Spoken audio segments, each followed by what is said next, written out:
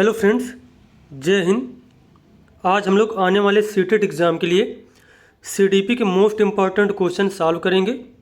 जो पेपर 1 हो या फिर पेपर 2 हो, दोनों के लिए बेहद इंपॉर्टेंट है। और अगर आपको वीडियो अच्छा लगे तो चैनल को सब्सक्राइब करें, वीडियो को लाइक करें, कमेंट करें। चलिए देखते हैं। पहला प्रश्न यहाँ पर दिया गया है, अधिगम अधिक सार्थक और प्रभावशाली होता है अगर वह मुख्यतः हो। कैसा हो यह हमें बताना है।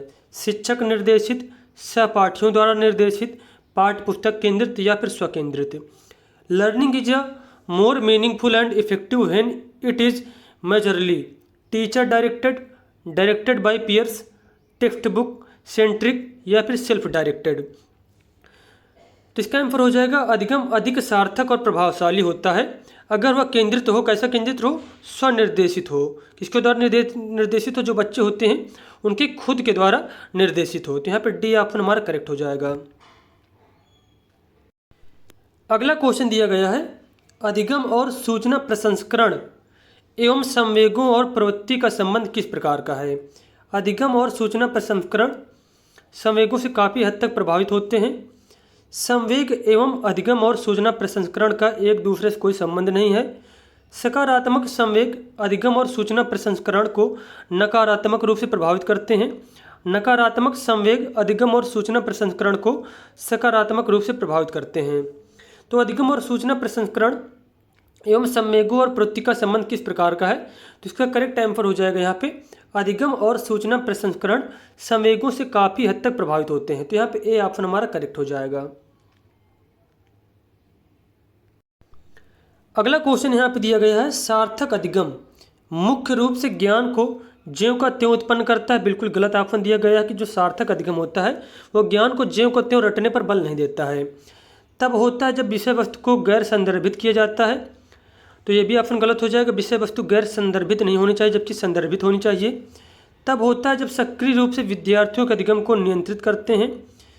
सार्थक अधिगम में विश्लेषण, समालोचनात्मक सोच तथा समस्या समाधान की प्रक्रियाएं शामिल होती हैं। तो यहाँ पे सबसे उचित ऑप्शन हो जाएगा डी ऑप्शन हमारा कि सार्थक अधिगम में विश्लेषण, चीज़ों को विश्लेषण करना, समालोचनात्मक सोच तथा समस्या समाधान की प्रक्रियाएं शामिल होती हैं। हमारे यहाँ पे डी ऑप्शन बिल्कुल ही सही दिया गया है।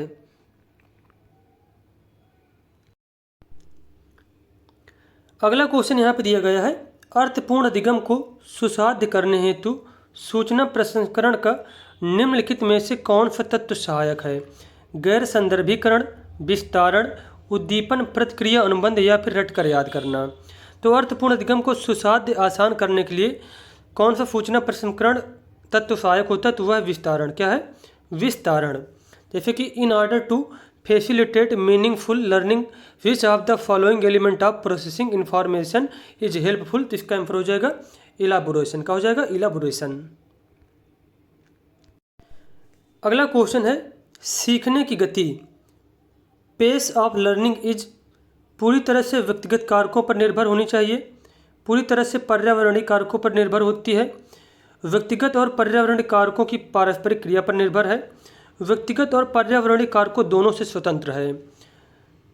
Pace of learning is dependent solely on personal factors, dependent solely on environmental factors, dependent on interaction of personal and environmental factors, independent of both personal and environmental factors. तो इसका answer हो जाएगा यहाँ पे कि सीखने की गति जो होती है वो पूर्ण रूप से किस पर निर्भर होती है, तो व्यक्तिगत और पर्यावरणीय कारकों की पारस्परिक क्रिया पर निर्भर होती है। तो यहाँ पे सी ऑप्शन हमारा करेक्ट हो जाएगा। अगला क्वेश्चन दिया गया है, कथन ए दिया गया है, कुम्हार समुदाय संबंधित बच्चे संख्या संरक्षण से पहले द्रव्यमान संरक्षण सीख सकते हैं। तर्क या कारण बताया गया है, अधिगम और विकास एक सामाजिक सांस्कृतिक परिप्रेक्ष्य में होता है। अब सही विकल्प हमें चुनना है। जैसे कि ए और आर दोनों सही हैं और आर सही व्याख्या करता है। तो यहाँ पर जैसे देखते हैं, कुम्हार समुदाय से संबंधित बच्चे जो होते हैं संख्या संरक्षण से पहले द्रव्यमान संरक्षण सीख लेते हैं। तो बिल्कुल सही कथन दिया गया है कि जो कुम्हार समुदाय होते हैं तो द्रव्यमान संरक्षण पहले सीख लेते हैं। कारण क्या बताया गया है, अधिगम और विकास एक सामाजिक सांस्कृतिक परिप्रेक्ष्य में होता है। तो यहाँ पे कारण भी सही दिया गया है। तो कथन ए और तर्क जो है ये भी सही है और यह कथन ए की व्याख्या कर रहा है, तो यही ऑप्शन यहाँ पर सही हो जाएगा। ए और आर दोनों सही हैं और आर सही व्याख्या करता है ए की। अगला क्वेश्चन है, दावा ए में बताया गया है विद्यालय में अधिगम बच्चों के सामाजिक संदर्भों से निर्लिप्त होना चाहिए। तर्क दिया गया है विद्यालय में प्रवेश से पहले ही छात्रों के पास सुपरिभाषित शब्द भंडार और प्रत्ययों की समझ होती है। तो इसमें पूछा गया है कि कौन सा कथन और जो है तर्क दिया गया है सही है या गलत है। तो जैसे कि विद्यालय में अधिगम बच्चों के सामाजिक संदर्भों से निर्लिप्त होना चाहिए, बिल्कुल सही दिया गया है कि सामाजिक संदर्भ उसमें शामिल होने चाहिए। विद्यालय में प्रवेश से पहले ही छात्रों के पास सुपरिभाषित शब्द भंडार और प्रत्ययों की समझ होती है, तो ये भी यहाँ पे सही दिया गया है। और ये जो आर तर्क है ये ए की व्याख्या कर रहा है, तो इसके अनुसार ए और आर दोनों सही हैं और आर सही व्याख्या करता है ए की, तो यहाँ पे ए ऑप्शन हमारा करेक्ट हो जाएगा। नेक्स्ट क्वेश्चन है, विद्यार्थियों में संकल्पनात्मक समझ को सुसाध्य करने हेतु एक अध्यापिका को छात्रों को केवल यंत्रवत रूप से सीखने के लिए प्रोत्साहित करना चाहिए, तो ये ऑप्शन बिल्कुल गलत हो जाएगा। केवल कहीं पर भी मिल जाए सीटेट के एग्जाम में तो वो ऑप्शन हमेशा गलत होता है, और यंत्रवत रूप से मशीनी रूप से जो है उनको सिखाने का प्रयास किया जाना चाहिए, तो ये ऑप्शन बिल्कुल गलत हो जाएगा। संकल्पों के वार्तालाप उदाहरण और गैर उदाहरणों को सम्मिलित नहीं करना चाहिए, तो ये भी ऑप्शन गलत हो जाएगा, क्योंकि उदाहरण और गैर उदाहरण जो होते हैं दोनों सीखने में इंपॉर्टेंट होते हैं, तो इनको जो है शामिल करना चाहिए।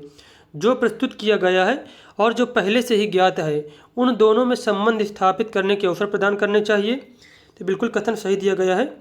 अध्यापन की व्याख्यान विधि पर ही सीमित रहना चाहिए, तो बिल्कुल ऑप्शन गलत हो जाएगा, क्योंकि एक ही विधि पर सीमित नहीं रहना चाहिए। बच्चे जो होते हैं बच्चों में व्यक्तिगत भिन्नताएं पाई जाती हैं और बच्चे जो है कई तरीके से सीखते हैं, तो यहाँ पे सी ऑप्शन हमारा करेक्ट हो जाएगा कि संकल्पनात्मक समझ को सुसाध्य करने हेतु एक अध्यापिका को जो प्रस्तुत किया गया है और जो पहले से ही ज्ञात है उन दोनों में संबंध स्थापित करने के अवसर प्रदान करने चाहिए। उसके बाद क्वेश्चन है, अधिगम को के बजाय की ओर निर्देशित किया जाना चाहिए।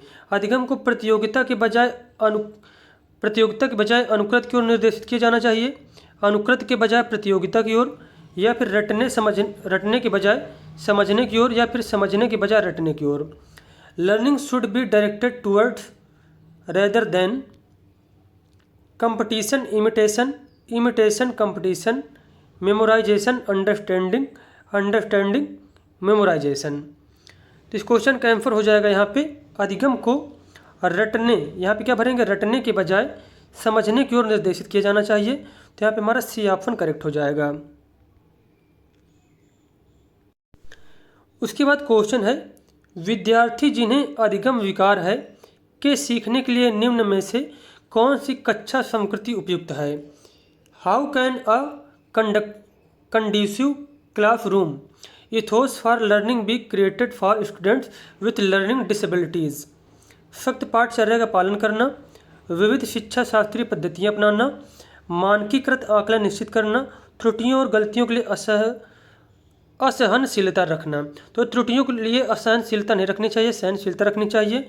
मानकीकृत आकलन कभी नहीं किया जाना चाहिए और सख्त पाठचर्या का पालन कभी नहीं किया जाना चाहिए। तो इसका आंसर हो जाएगा विविध शिक्षा शास्त्रीय पद्धतियाँ अपनाना, एंश्योरिंग स्टैंडर्डाइज्ड असेसमेंट।